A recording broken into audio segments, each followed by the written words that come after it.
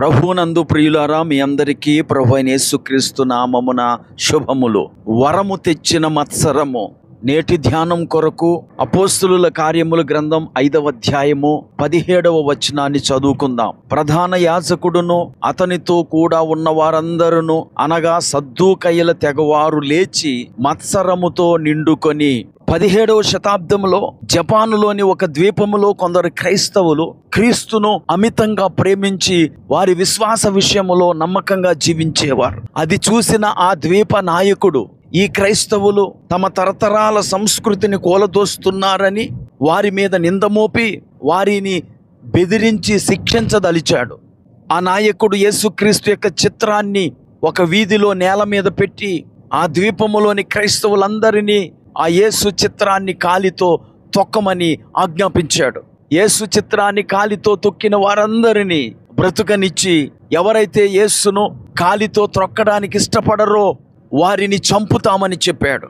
ఆ రోజు 26 మంది యేసు చిత్రాన్ని కాలితో త్రొక్కటానికి ఏమాత్రము ఇష్టపడలేదు.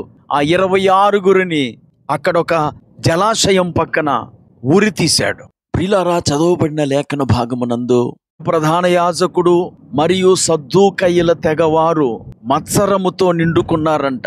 వారికి మత్సరం ఎందుకు వచ్చింది?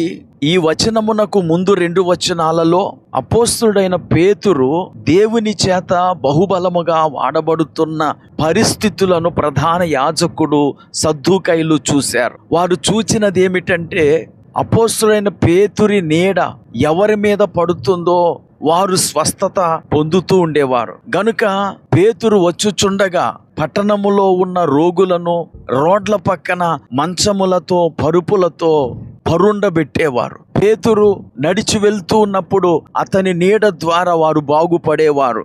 ఇది చూచిన ప్రధాన యాజకుడును మరియు సద్దూకయ్యుల తెగవారును మత్సరముతో నిండుకొని వారిని పట్టి జైల్లో పెట్టారు. అయితే ఏ వరము ద్వారా మనము వాడబడుతున్నామో ఆ వరమునకు ఆధారమైన దేవుడు ప్రజల యొక్క మత్సరముతో నిండుకొనిన క్రియల విషయములో మనకు సహాయం చేస్తాడు.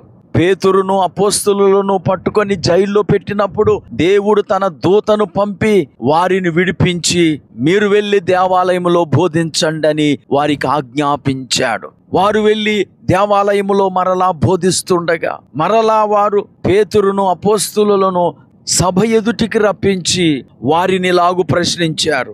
ఈ నామమును బట్టి బోధింపకూడదని మేము మీకు ఖండితముగా ఆజ్ఞాపింపలేదా?